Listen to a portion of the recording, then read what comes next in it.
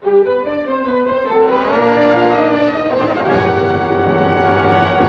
Television City in Hollywood, the Jack Benny Program with a special guest, Fred Allen.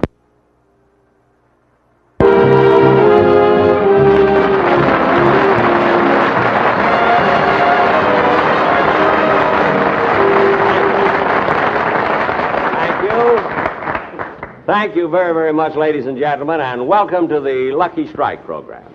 Now, on our show tonight, we, in case you're wondering about these, you know, my producer insisted that I wear glasses when I first come out, because he said it wouldn't hurt if people thought I was Mr. Peepers. And he had another idea, too, about my standing. He made this suggestion, you know, that I stand in the center of the stage, you see, and then sometime during the performance, a big 2-ton block of cement should fall down and hit me on the head, see? He felt that this would appeal to the people who watched You Asked For It. There were thousands of requests, you know. But on my show tonight, ladies and gentlemen, as you probably know, my guest star is Fred Allen. And a lot of people think, of course, because of this feud that's been going on for so many years, that Fred and I are enemies, that we hate each other. And this isn't true at all, because Fred Allen and I are the best of friends. Well, maybe I'm overdoing it. You know what I mean? Just a little bit. I wouldn't say that we were the best of friends. You know, I would just say that let's say that we're friends. You know, just friends. Of course, friends might not be the exact word that I'm trying to say. What I mean is that we're well, I don't know, maybe we do hate each other.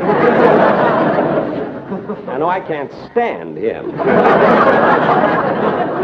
You know, I remember a few years ago, I must tell you this, when Fred Allen first came out here to Los Angeles, to Hollywood, to make a picture, you see. He made a picture called It's in the Bag. And the producer of this picture wanted me to play a small part in it for nothing. You know, I didn't get paid or anything. And he talked me into it by telling me that this picture would be made in Technicolor. So I was kind of anxious to see how I'd look, you know, my eyes and everything. And so he told me this would be made in Technicolor. But the minute we started to shoot the picture, we found out that we couldn't do it in Technicolor at all. They had to make it in black and white, because due to a peculiar pigment in Fred Allen's skin, he photographs Argyle.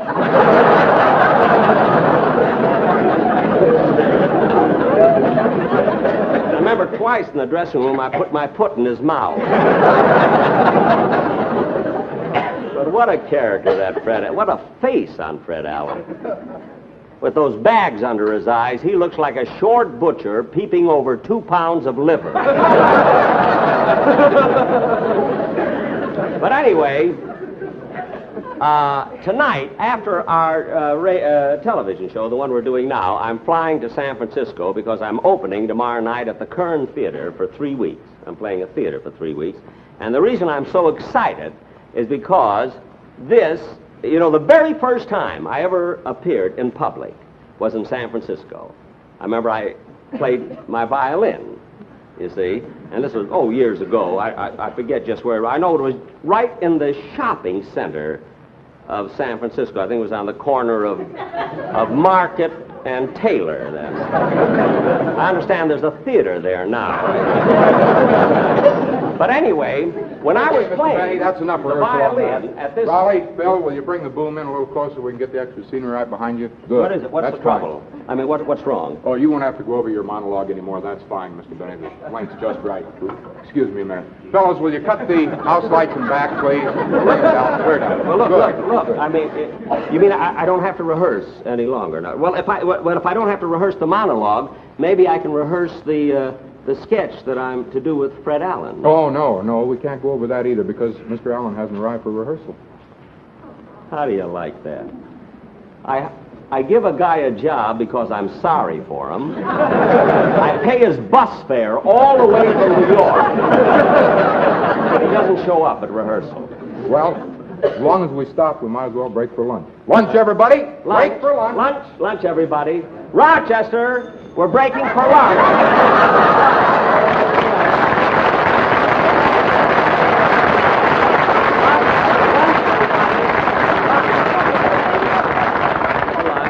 How's everything? You got everything? Just fine, just Fine. fine. What do you have, boss? No, wait on the customers first, and then that's it. Ham and cheese. Ham and cheese, yes, very, very good. That's it. See if the orchestra wants something, too. Remley, you want a sandwich?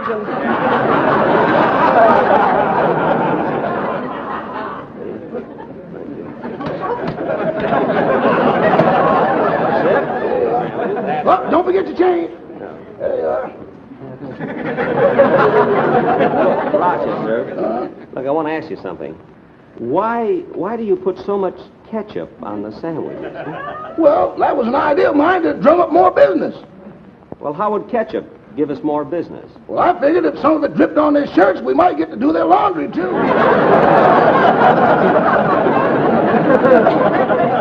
Yeah, I never thought of that. You know? That's Mr. a Benny, good idea. Mr. Benny? Ham or cheese? Huh? I had my lunch, thanks. Oh. I just wanted to tell you that as long as Mr. Allen isn't These are here... good, Not you know. spicy Oh, I enough. see, I see. As long as Mr. Allen isn't here, we might as well skip the dialogue rehearsal, and we got a lot of work to do with the lights anyway, so we won't need you for probably 2 hours. 2 hours. Rochester, look, I had an appointment with my sponsor at 4 o'clock. Now we're breaking for 2 hours. I'll be late for the... Well, boss, if you don't have to do anything for 2 hours, why don't you go see your sponsor now?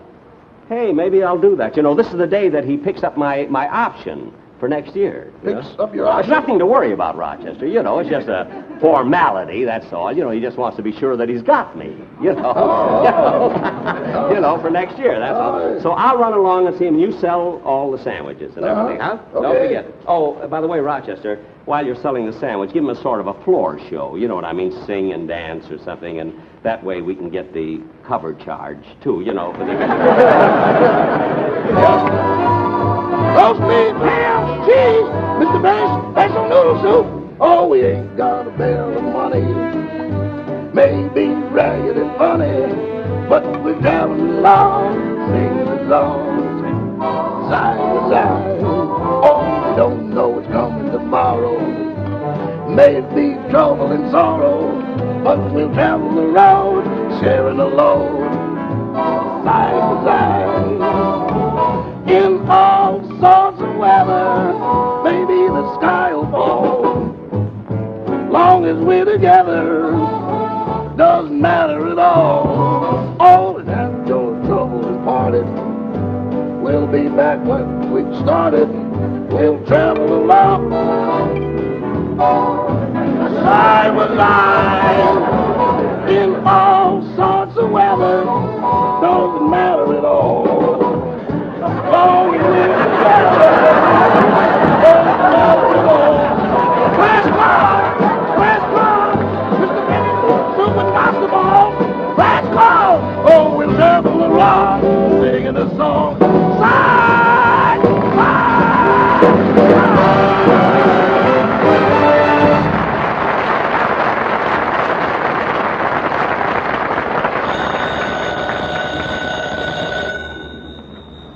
Hello, the American Tobacco Company. I'm sorry, but Mr. Lewis can't be disturbed right now. However, I'd be very happy to take a message. Yes? Yes. Mm-hmm. Uh-huh. Yes. Yes, sir. I'll see that he gets it. Yes, sir. My name is... Mr. Lewis's office? Oh, yes, he asked me to take the information. Yes? Yes. Mm-hmm. Uh-huh. Yes. Yes, I've got it. Thank you. Yes, sir. My name is... Mr. Lewis's office? Yes. Oh, yes. Yes. I see. Well, I think so. Well, it seems that Mr. Lewis... Just a moment, please. Hello? My name is Jack Benny. I'd like to speak to Mr. Lewis, please. I'm sorry, Mr. Benny, but Mr. Lewis can't be disturbed right now. Can he call you back? Call me back? Yes. Are you at home or in Palm Springs? I'm in Stockholm. Smorgasbord 8321. Look, miss, I've been trying... Oh, Mr. Benny, I'm terribly sorry. All right. I have an appointment with Mr. Lewis. Could I see him? No, I'm sorry, Mr. Benny, but Mr. Lewis has someone in his office right now. He left orders not to be disturbed. Do you mind waiting? No. Not at all. May I have Mr. Lewis call you back, please? Thank you. See, Mr. Lewis is picking up my option today. That's nice.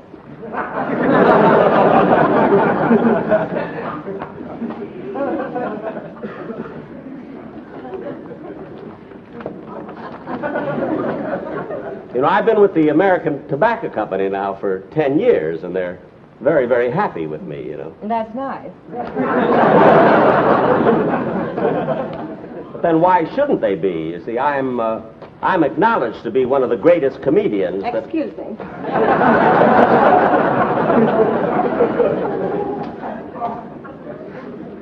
Yeah, I hope he doesn't keep me waiting too long. I don't want to miss my rehearsal. As I was saying, Mr. Lewis,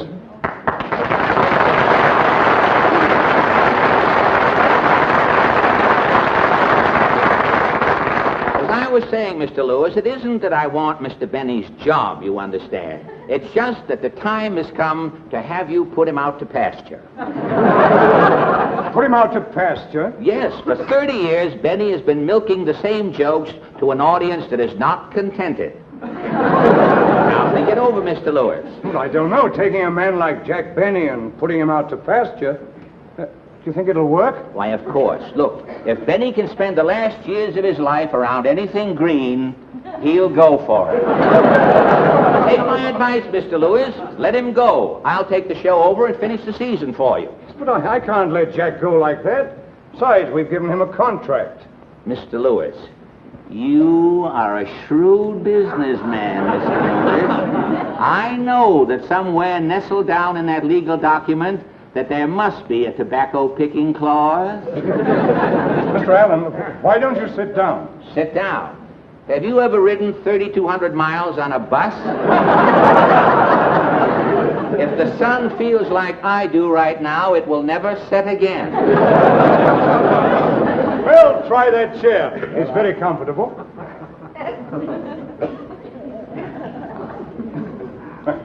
No, before I'd make a change, I'd have to be sure it was one for the better. Now tell me, have you any television experience? Nobody has. Even the voice of experience has no television experience. But I have studied the medium thoroughly, Mr. Lewis, and I see television as a small screen, and every performer must confine himself to a small area in the screen, you understand? And I've been training for that. I am ready for television because I have been rehearsing inside of a Bendix washing machine. Inside a Bendix washing machine? Yes, sir. And to make a popular slogan even more popular, now the tide's in, let's let Benny out. Mr. Allen, may I ask you a personal question? Why, of course. You see, I've seen you on an occasional guest appearance. Yes? Now, does that give you enough money to live on? Oh, hardly, I would say. But I have a unique talent, Mr. Lewis, that affords me steady employment, I might say. That is, 3 days a week. Oh, that's wonderful. What do you do? I'm a taster for Dr. Ross dog food. Dog food? I'm the Fido who knows best. My name is known in every kennel from coast to coast, Mr. Lewis. They call me the canine Duncan Hines. A dog food taster. That is unique. Well, it's a talent that I acquired during a dull season of layoffs in New York some years ago. There was things were bad, and I knew a talking dog. And he invited me over to dinner one night, and I sort of got these...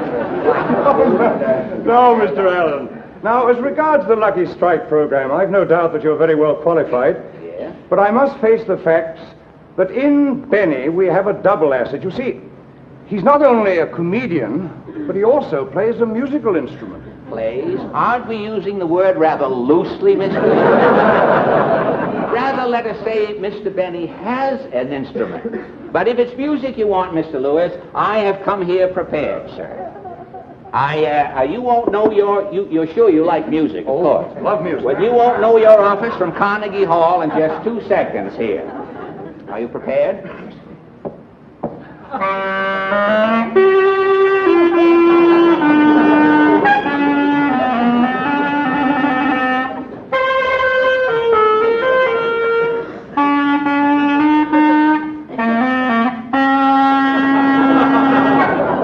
Well, there you are, Mr. Lewis. You have all of my qualifications. Now, if you will guarantee to drop Benny's option and make me the star of the show, I will not only do a better job for Lucky Strike, but I will give you a program with no loose ends. You said no loose ends. Loose the ends. secret words. The secret words. The secret words, and the $100 is yours. Say, does Groucho know about this, does he? Groucho installed it for me. Oh, I see. Well, tell me when do I start to work, Mr. Lewis? Well, I'm very grateful for your offer, Mr. Allen, but you must give me a few days to think it over. Yes, sir. You see, I have an appointment with Mr. Benny regarding his option, but I'll do my best to stall him off. Well, that's certainly fair enough. And I tell you, if you should decide to favor me, will you please call me before 9 o'clock in the morning? It's so embarrassing being pulled out of line down at the unemployment office. Goodbye, Mr. Lewis. Goodbye, Mr. Allen. It's been a pleasure. Thank you for coming by.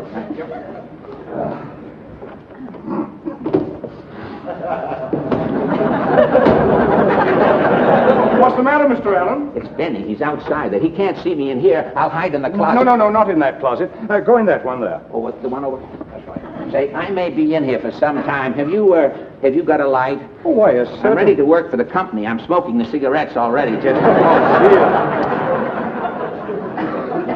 There we are. Did you get it? Yes, I have.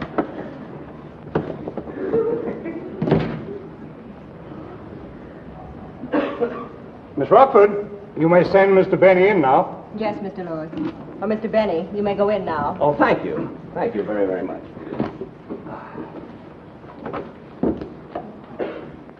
Well, hello, Mr. Lewis. Hello, Jack. How are you? May I take that? Yes, Sit sir. down, sit down. Oh, thank you very much. You know, Mr. Lewis, I'll never forget the very first year that I ever worked for you. You know, when option time came along, I was a nervous wreck. But now, I don't know, it's just a formality. It doesn't bother me at all. I just come in, you sign the contract, and that's that. It's been a wonderful association. Yes, it has been. Ben? Oh, Ben. Ben, yes, it has. And I'm fully convinced that it will continue to be. It's been a lot of fun working for you, Mr. Lewis, and you've been a wonderful sponsor. And after all, where else can you find a comedian as funny as I am? You know?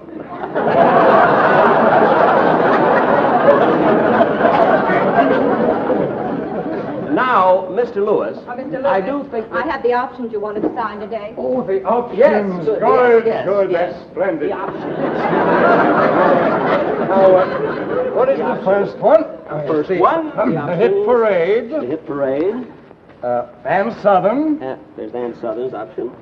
That's Robert right. Montgomery. Robert Montgomery. Now, you'll see these are put in the mail so that they can be countersigned. Yeah, but where's mine? Yes, look, sir. Look. Well, I know, but where's Jack, my option? Look at. But my option. Look, I came up here to sign an option. I mean, let's get this over with, Mr. Lewis. Let's have no loose ends.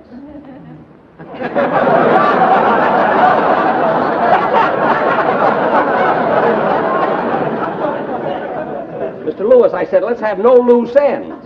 Jack, what are you looking for? You know what I'm looking for. Groucho told me. Now, listen, Mr. Lewis, where's my contract? I came up here to sign a contract. Now, where is it? My desk alone. What do you mean? But it should be in the...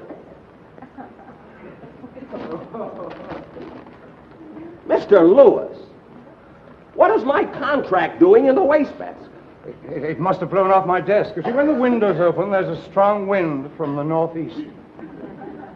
That's funny. Last year it was from the southwest. But look at Mr. Lewis. Now, why beat around the bush? I mean, everything we say here is we're private. We're in here alone. I mean, there's nobody else in here but us. Jack, regretting your option... What? I mean, regarding your option... Yes. I must have a little time to think it over. But I can't understand why you're hesitating, Mr. Lewis. I mean, I don't know. Something tells me that you must have someone else in mind. And I don't know. I don't know why you keep doing that to me. After all, I've been with the American Tobacco Company for a long time, and I'm not as young as I used to be. That's true. You were 39 when you joined us. That's right. And I've done a great job all these years, Mr. Lewis, for the American Tobacco Company. I don't know. I've worked hard. We've had wonderful shows, and I've sold the product. And twice I let you exercise the tobacco picking clause. We didn't exercise it. You held us to it. Well, I still can't understand why you're doing it. There's some reason why you're stalling. Jack, you're taking the wrong attitude. I haven't come to any decision about dropping your option. It's just that I want to think it over for a while, just for, say, 4 or 5 days. Well, all right, I'll wait.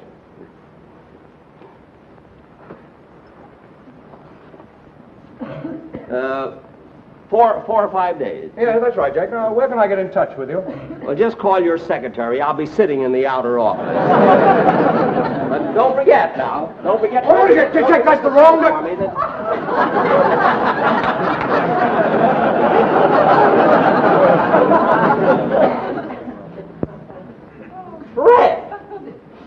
Fred Allen, what are you doing in that closet?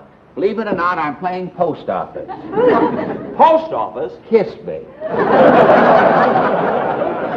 But, Mr. Lewis, there's something fishy going on here, and I'm going to get to the bottom of this. What's Fred Allen been telling you? Jack, there's no need to get excited. You know the entertainment business is very competitive. Oh, so it's competitive, huh? So that's it. Fred Allen, you ought to be ashamed of yourself, coming in here and trying to get my job away from me. Well, gee, Jack, I had to do something. I've eaten so much of that dog food, they've written a song about me being in a window. Well, I still say you ought to be ashamed of yourself. Well, I guess I am a heel, Jack. But always remember, next to a heel, you always find a good soul. And I'm quoting from that famous poet, Tom McCann.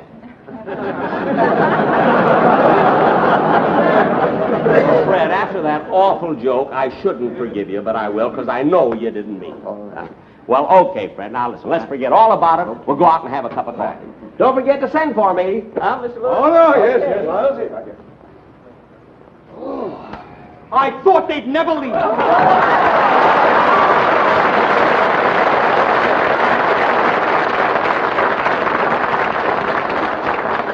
Mr. Lewis, now that they've gone, let's talk business. What do you want with Fred Allen? What do you want with Jack Benny? With me, you've got a young man who can sing, who can dance, who claps his hands, rolls his eyes, and I'm so friendly. Mr. Lewis, you'd never regret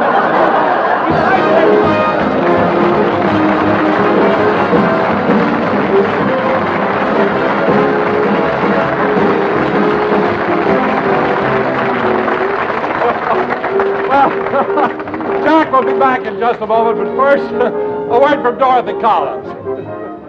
Thank you very much, ladies and gentlemen. Naturally, we were only kidding about my sponsor not picking up my option because I am signed with the American Tobacco Company until I am 40. They didn't know what they were getting into. Oh, Fred Allen, come on out here, will you, Fred? Fred, it's really been nice having you on the show, and you were wonderful. Well, Jack, you won't believe this, but I tried to louse the whole thing up. I believe it. But, Fred, let me ask you, is there any truth to that about eating the dog food? Oh, yes, 3 times a day I have it. Well, doesn't it upset your stomach? Well, no, it doesn't bother my stomach, Jack, but eating out of the bowl is hard on my knees. I see. Eddie Cantor, come on out.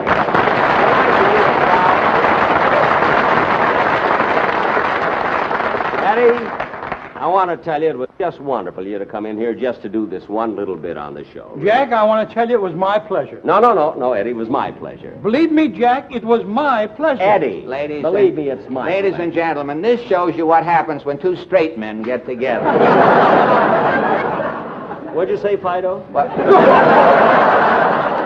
Come on, give me my red hot and let me get out of here. No, listen, I'll tell you what. You fellas have been such good sports. I'll tell you what I'm going to do. I'm going to invite you both to my house to dinner tonight, and I want you to bring your wives. Oh, How that's about nice. that? I'd rather... Jack, I've never been to your house. How do you get there? Oh, that's right. Well, look, you go 2 blocks. You're covering me. Oh, pardon.